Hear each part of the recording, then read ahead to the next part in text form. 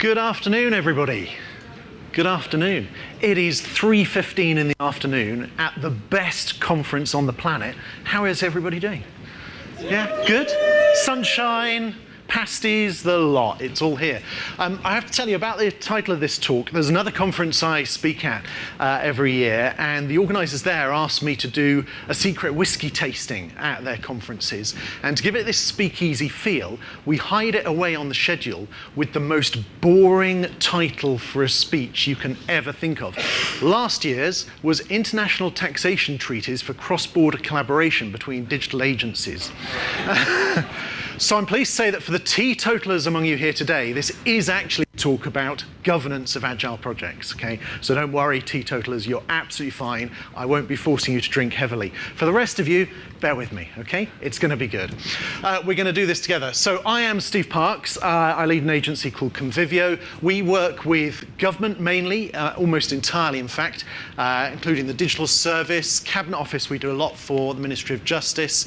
We also do a few NGOs, but it's mainly government work. And what I'm talking about today is governance, because we've been doing a lot of governance work with government, because as you can imagine, government comes from a position of believing governance is vital, very important. They're spending public money. There's a lot of concern about the value that's obtained, about the management of risks, and the complexity and so on. So governance is really, really important. But equally, this was true. And it was felt that governance wasn't really fulfilling the job of working well with agile delivery in order to deliver the best results. So there was a bit of thinking about, is there a better way? And we decided there was. So our mission today is we're going to understand stakeholders. What do they want from governance? We're going to think about our agile principles and how those might apply to governance. And we're going to try some experiments. We're going to think of some things. We're going to suggest some ideas that you can take away, you can try in your teams, and you can try with your stakeholders to try for lighter, more agile ways to do governance. Now, for the purposes of today, and for my life in general, this is the stakeholder. Okay, this is the boss, the top cat in charge of everything. We have to try and keep this stakeholder satisfied. Now, I've been doing work on this sort of governance thing because, oddly, I'm a geek. Okay, I'm a business geek. So this, believe it or not, is my Friday side project.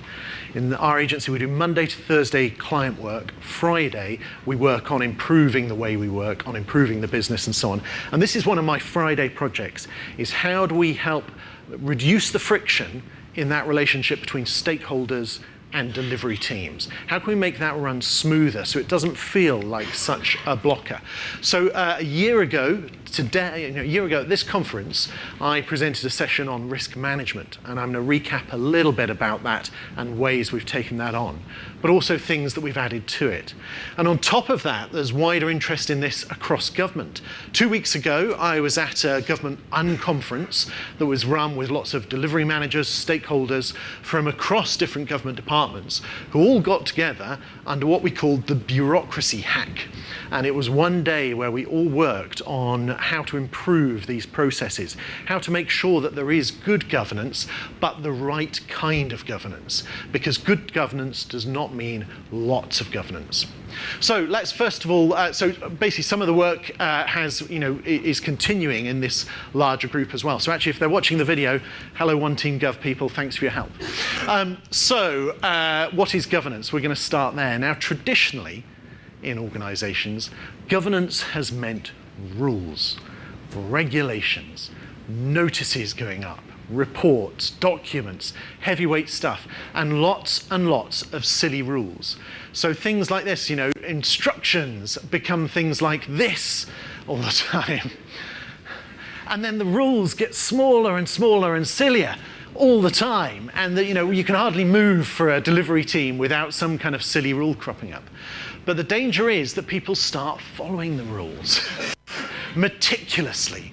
Every little detail is observed, and it brings things grinding to a halt until only the mavericks can get things done in organizations. And you see them around organizations. They're the ones willing to just stretch things a little bit more. And they're the ones that can get things done at the moment. And it requires a little bit of risk on themselves for their jobs, really. They're risking their reputation, their career a little by just pushing the boundaries a bit more.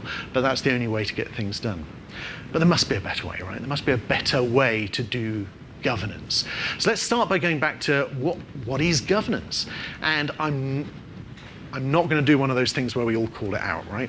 I'm not going to do that. I'm just going to say that there has already been a lot of thinking done on this, and we can rely on that. This is the International Standards Organization, published in June 2008.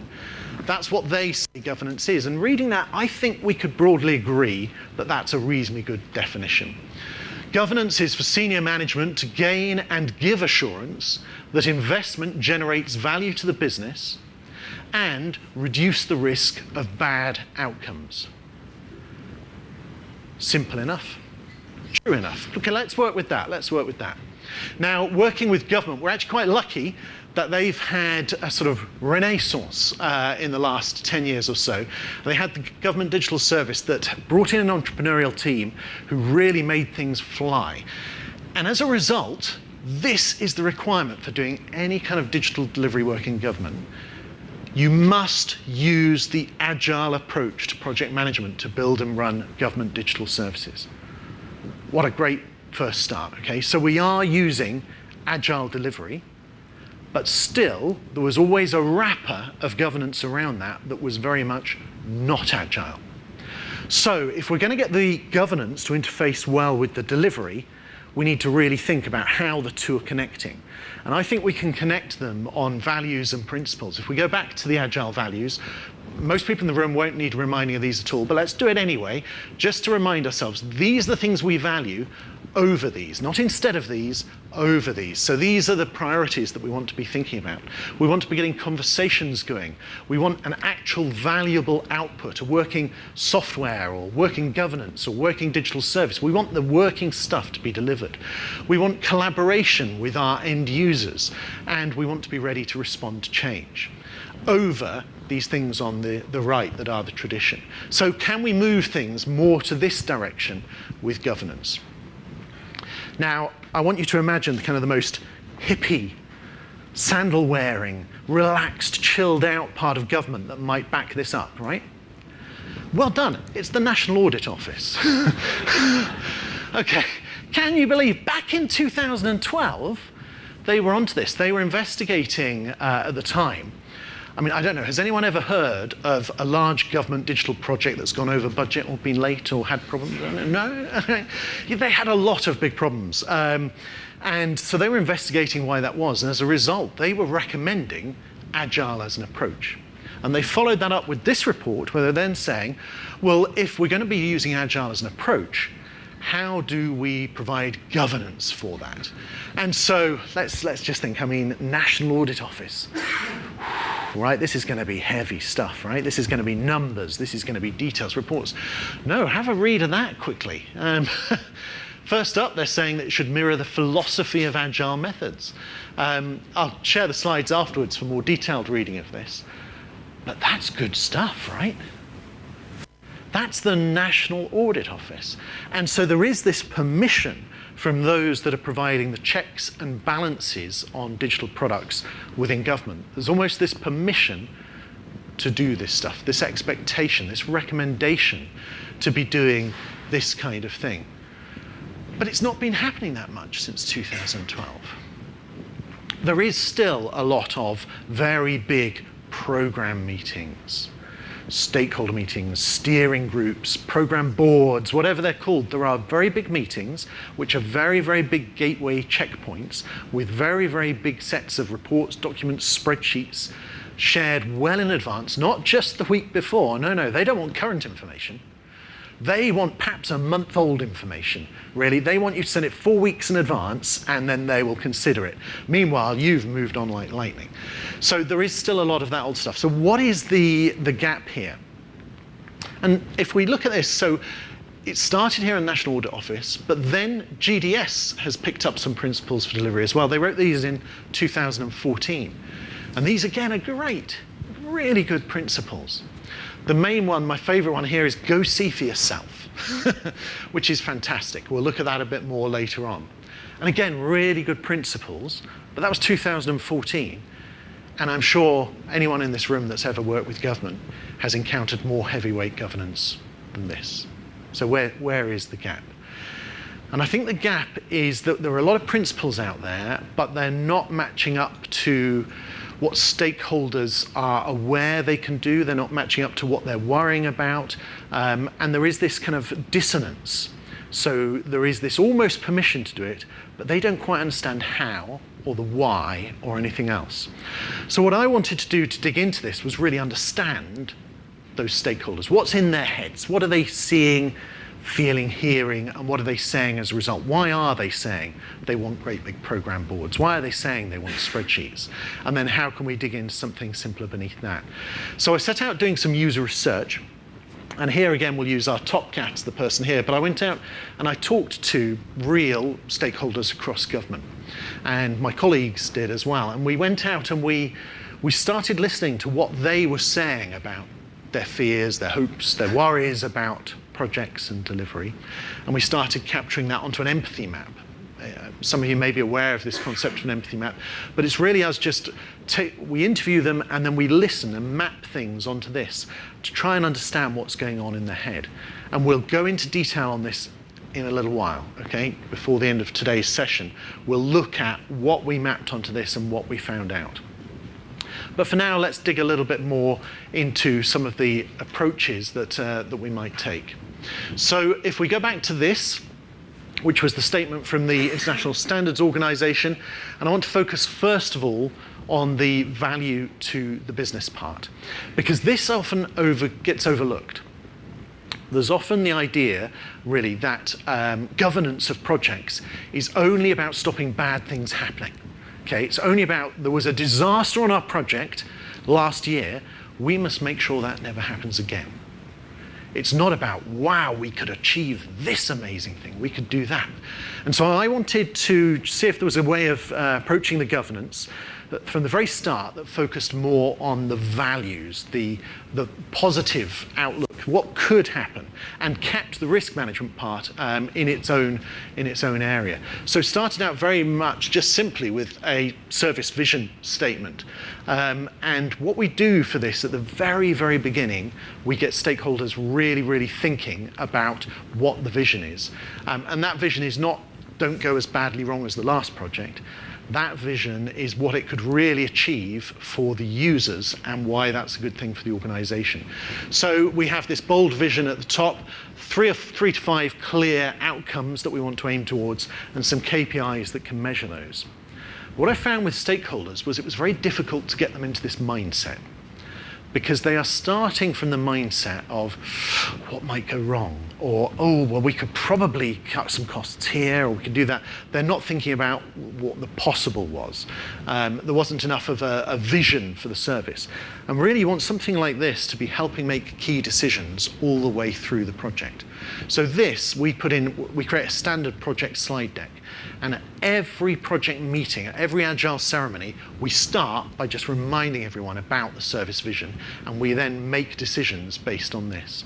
So how could I get the stakeholders into that mindset where they were thinking like this and making bold statements? We started running this thing in Inception called the Prime Minister's Speech, which is pretty self-descriptive, where the stakeholders in groups, and we insist on the really senior level stakeholders, people that have the ultimate control over budgets and the stop-go decisions and so on. They've got to be in the room. Anyone that can at some point stop something has to be in the room for this. And we get them into groups and they write a Prime Minister's Speech. The idea is it's a year from now. And they are the speechwriters for the Prime Minister, who is about to, because this has been such a hugely successful project, that the Prime Minister has claimed it for their own, and Number 10 are going to be making a big announcement. So what is going to be in that speech? And remember, it has to include a really good soundbite for the 6 o'clock news. just 20 to 30 seconds of what this project is about. They've got to write that in somewhere. And it's really got to focus on the benefit, because this is speech to the public. Why is this thing being done? Why is this valuable? And that, we found, was a really good way of just getting them into the mindset of the value that was being delivered. And then we could translate that into the service vision and get some agreement on that.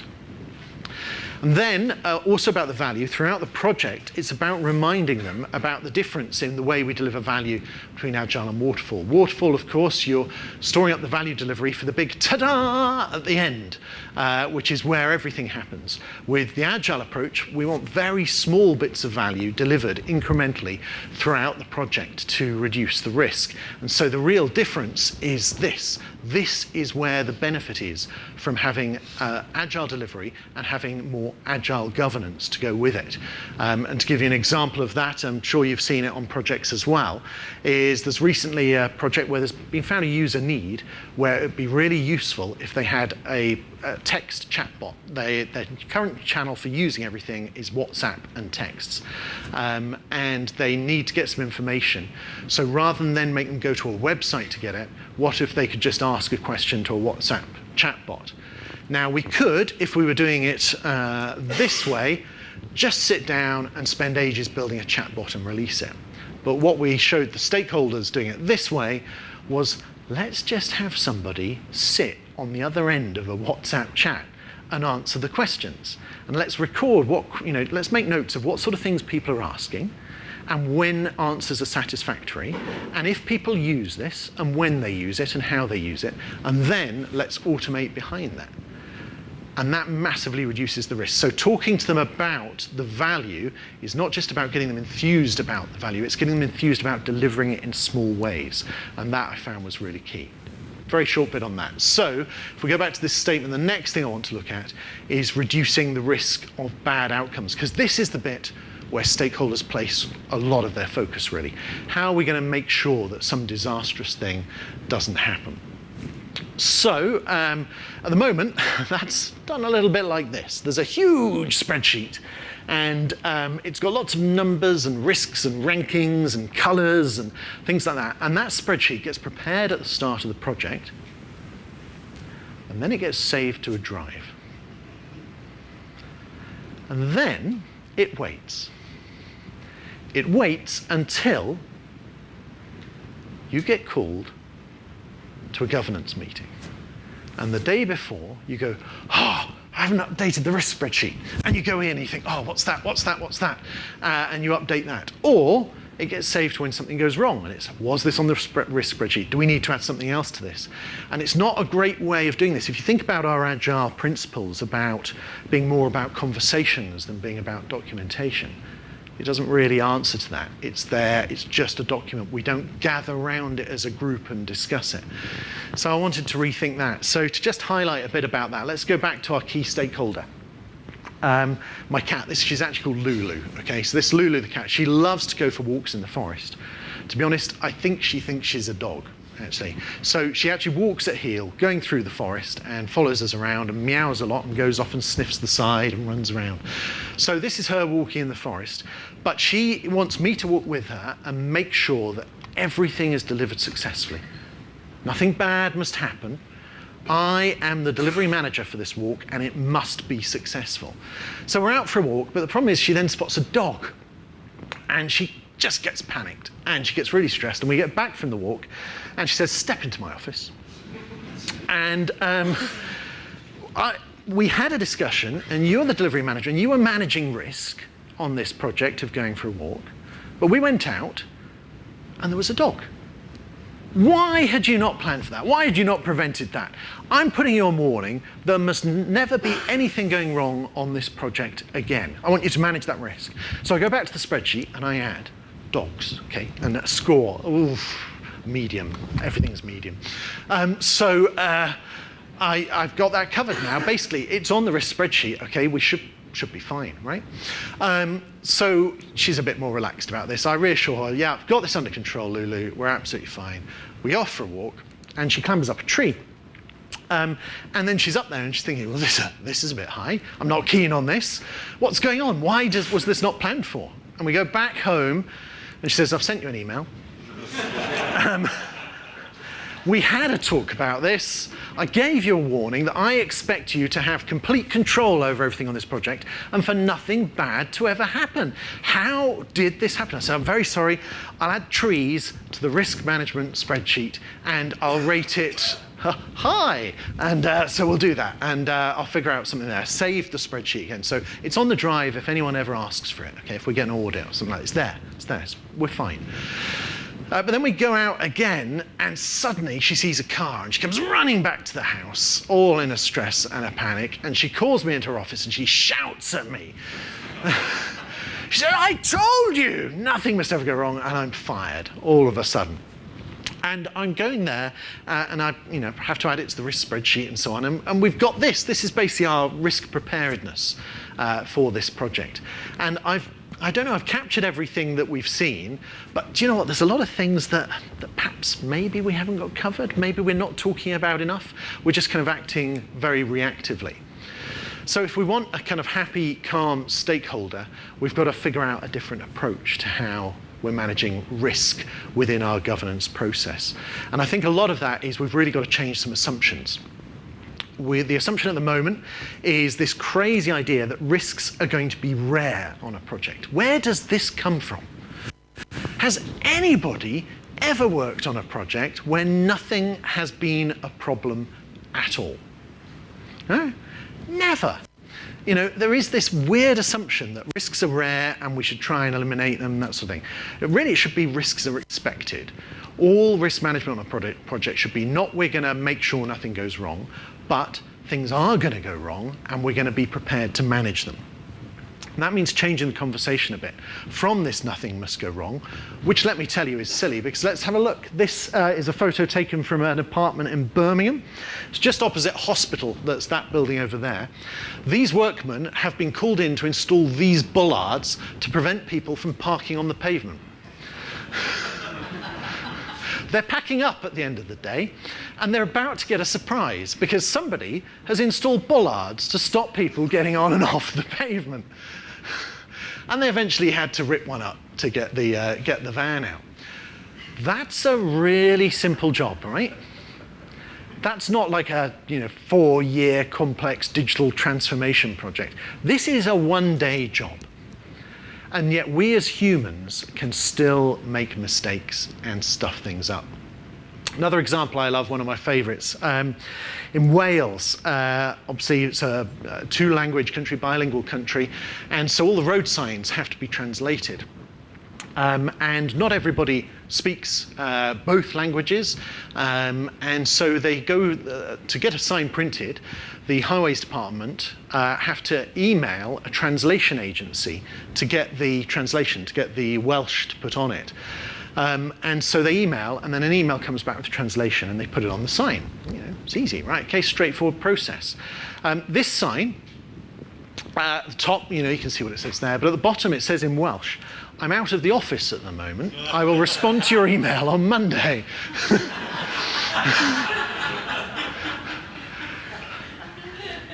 That's not a complicated job, is it?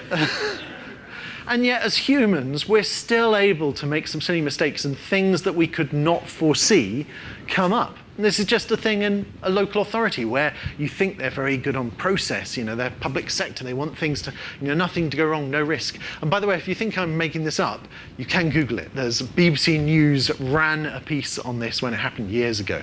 Absolutely true. And in fact, are there any Welsh speakers in the audience who can confirm this? Not today. Okay, right. Well, I did have one once before, and they absolutely confirmed it, and you can check it online. So the key here is accepting that if things can go wrong even on very, very, very simple things, on complicated projects, something is likely to go wrong. I once had a chief executive pull me aside after the very first inception meeting on a project that we did. And the very first slide I give when we've just won a new client and I walk in the room is, the very first slide is, things are going to go wrong in this project, but we'll work together to fix them. And that's it. And he pulled me aside and said, no suppliers ever said that to us before, but it is so true. And he was very reassured by that. And so stakeholders respond well if we're frank. If we're frank and honest, they like that sort of language. Saying, I'm going to make sure that nothing ever goes wrong on this project, can ring their alarm bells. But saying something is going to go wrong, so let's prepare, is the right kind of approach for this kind of conversation.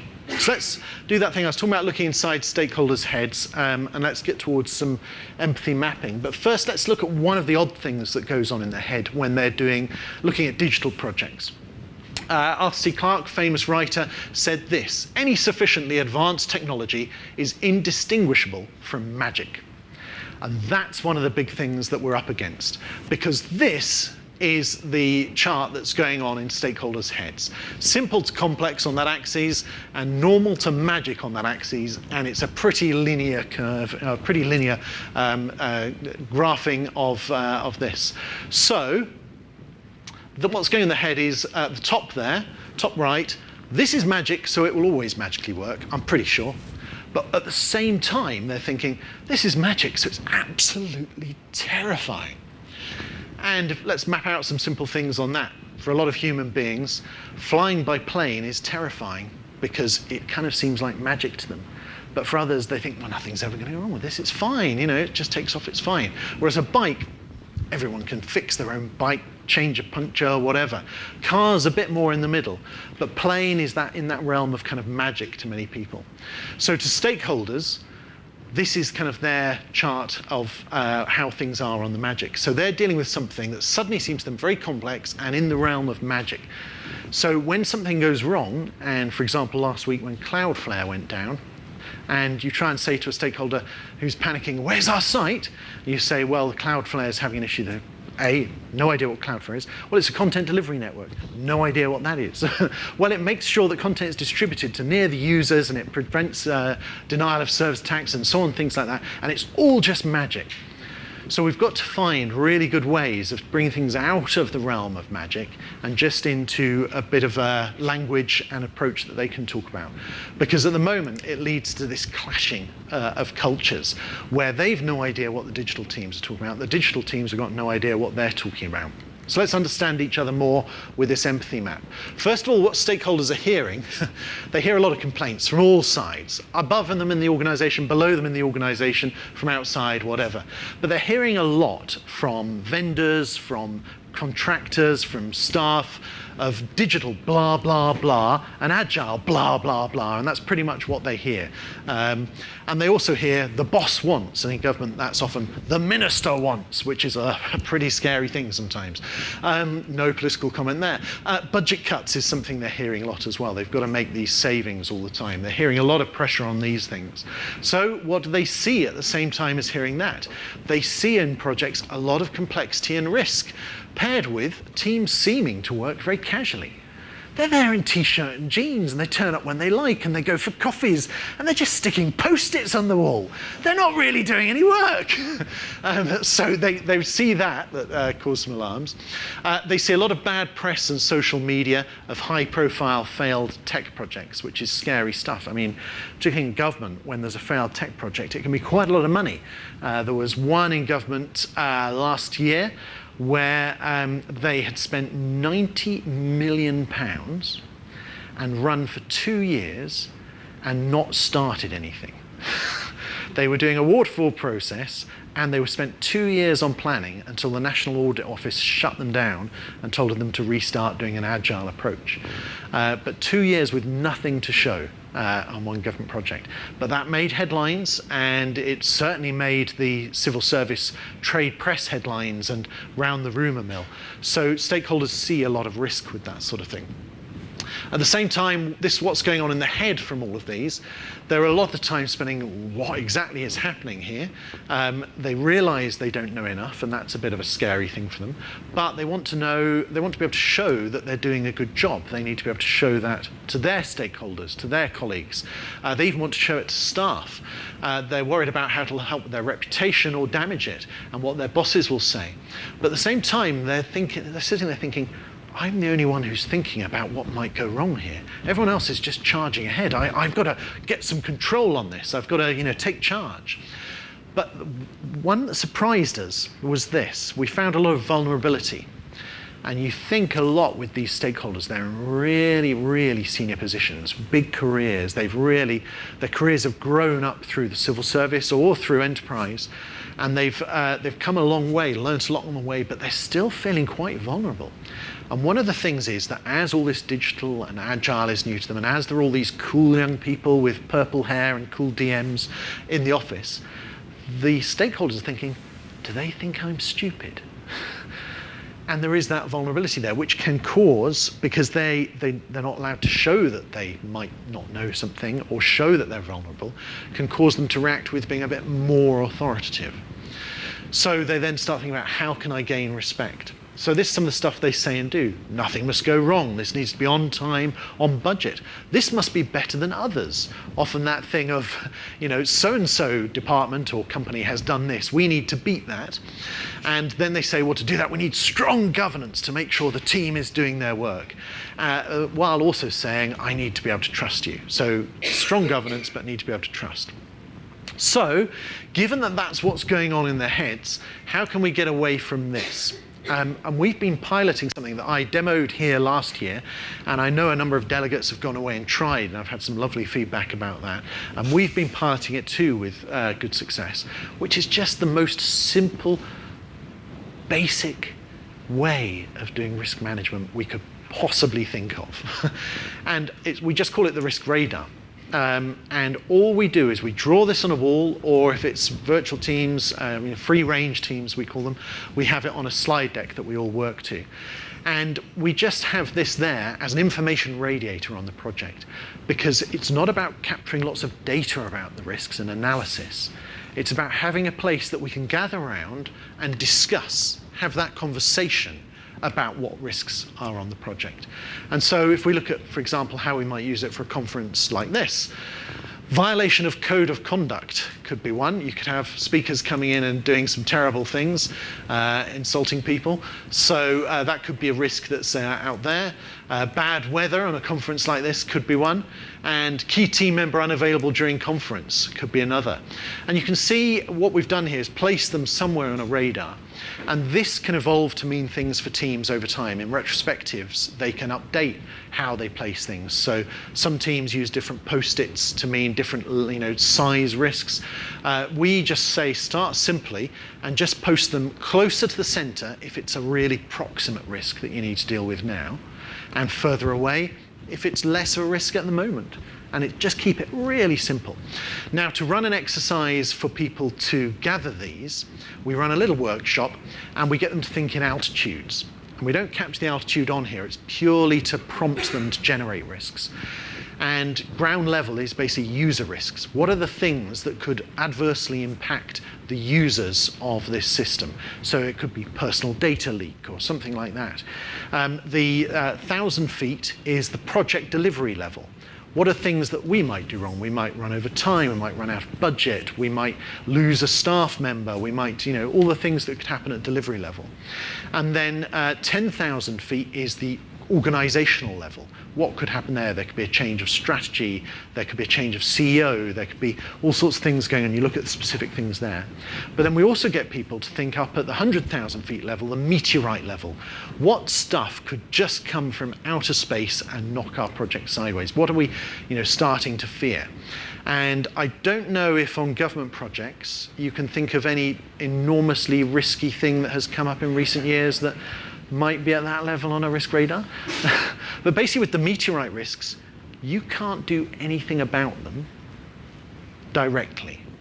But by being aware of them and having them captured there out in the distance, you can start to think about regular conversations. What's the latest on this? What could we prepare? What could we do? Should we start to have some kind of action on it? And you can start just keeping it on your radar, as it were. So the key then is that this should become part of every key ceremony. So sprint reviews, sprint planning, we involve it in that just as with, looking at the main board. And we start looking at, is there anything missing here? What else has come up? And then we look at how things move, because that is what is really important. Violation of conduct has just moved a bit closer, because they invited me here yesterday and I might swear about governance in large projects. But bad weather has moved out, it's very sunny. And so the conversation becomes about the movement of these risks around that everyone can watch. But the other thing is, this is always ready for stakeholders. It's not just the team doing this day in, day out. Whenever a stakeholder comes to the project, they can see it, or they can be sent the deck or whatever. It's a very straightforward way for them to see that stuff is happening.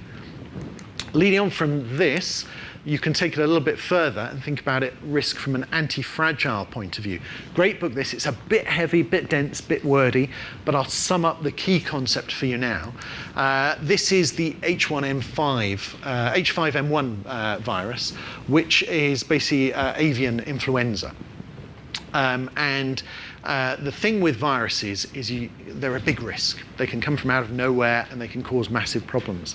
But we discovered this thing as humans called vaccination. And what if you could vaccinate against certain risks within your organization? And this is just to plant some seeds of ideas there, which is that maybe one of the best ways to prepare for risks is to make them happen in small ways so that your organization prepares for it. So what if one day there's someone that you're really, really worried is a key risk, and all the knowledge is in their head, and if they're not in one day, what do we do? Why not just tell them to go surfing tomorrow and see how everyone reacts and make everyone realize what an issue that could be and what they need to get out of their head. So just one day, what could it trigger in others and their reaction in order to then make sure that they're more prepared next time. So vaccinating against risk could be a really important way of reacting to stuff that's on that risk radar there. You could look not just about how do we mitigate and plan for it, how could we vaccinate against it as well? So very quickly, as we move towards the end, going back to this statement, and I just want to give a few moments on this gaining and giving assurances bit as well, because that's important. Because assurance is often what people think of as the governance part a lot of the time. It is, come to our big meeting and tell us everything about the project so we can check if you're doing enough work and you're doing it well enough. But there's got to be a better way. So we looked at the National Audit Office report, and there's a couple of key things here. They emphasize the collaborative approach to governance, and they emphasize, interestingly, that assurance should focus on the team's behaviors, not just processes. And that's fabulous. At the same time, the GDS guidance was saying, go see for yourself and trust, but verify. And these aren't radically new ideas. Back in the 80s, this chap, Tom Peters, he popularized the term of management by walking around, observing for his book In Search of Excellence, a lot of the big successful companies. There's obviously flaws in some of the research, but this was a key idea that I think matters, and it's been popularized elsewhere as well in many other management thinkers. So the stakeholders have heard of this stuff. They know the concept of management by walking around, but it's difficult. So understanding them, how can we help them do governance by walking around and looking at a lot of this stuff, rather than by governance by getting us to send them lots of documents? So they say things like, I'm the only one thinking about risk. If they can see on your wall that you're working on risk, that's a key thing. There's so much else there that if we can just get them to see the way we work a little bit more and involve them in it and do some management by walking around, it can help a lot. Now, another of those hippie government organizations, once called the Major Projects Agency, now called the Infrastructure and Projects Agency, released this as an assurance template. It's worth looking up. The 7 lenses maturity matrix. And the way it is, there's 7 things across the top that they feel are important to have successful projects and that stakeholders should look for in the projects. Vision, design, plan, transformational leadership, collaboration, accountability, and people. And it's a bit small, so let me zoom in on just a couple of those. And you can see here there's different levels, 1 to 5. 1 is where it's not really very good. 5 is where it should be. And if you look in here, let's look at design, plan, some of these. If you look at this level 5, which is in blue across there, then you can see there's some really good stuff there. And what they're saying is to check if a project is running well, to be provide it with good governance, go out there and look for these behaviors happening. And if these behaviors are happening, things are fine, and don't ask for very big reports. So you can look more detail on that online, but they're really, all these really big, serious organizations are saying governance should look at behavior, not just data. So one of the things we've done to try and help stakeholders do management by walking around rather than by documentation, getting out there to see projects, is we found that where they were invited to things like sprint reviews, show and tells, that kind of thing, they didn't really know what was going on, and they didn't really know what to look for to know whether it was good or not. So we produced a series of help cards, or just mocked them up, just simple documents that would be sent to them with the meeting invite that just provide a very brief intro of what this meeting is for, and then a checklist of things to look for if this is going well. Like in a show and tell, most of the team should be present. Other stakeholders than you should be present. The team should be showing their actual work, not just telling you about it or showing a spreadsheet or something else. They should be showing the actual thing.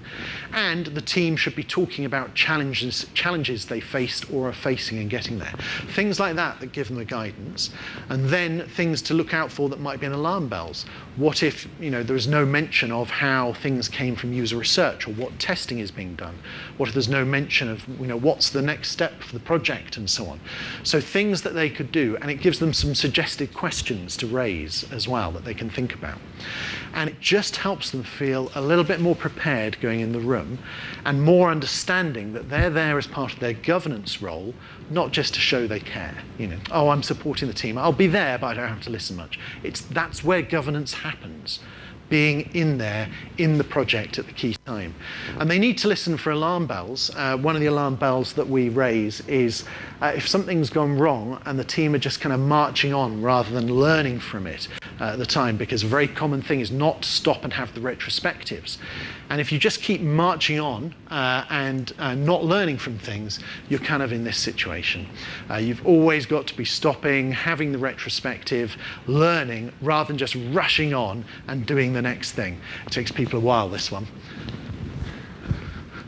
Okay, so this is all about how do we give stakeholders this reassurance. It's simple things.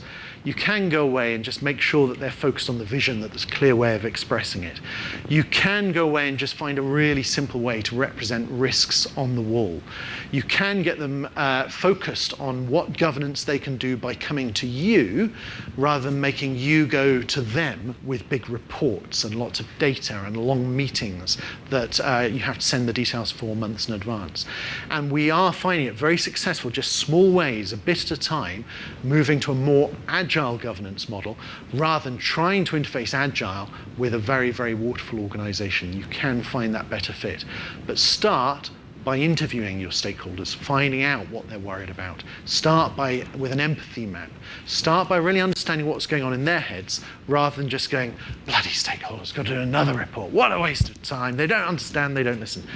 It's got to be on us to understand them, because we can make that change. And then we end up with some very happy stakeholders at the end of the day. Okay? That's me. If you want to get in touch, follow up on any of this, feel free to drop me a line. I've had lots of lovely follow-ups from last year of people who've tried the risk radar and made it work. I've got time for just, I think, probably 2, maybe 3 questions.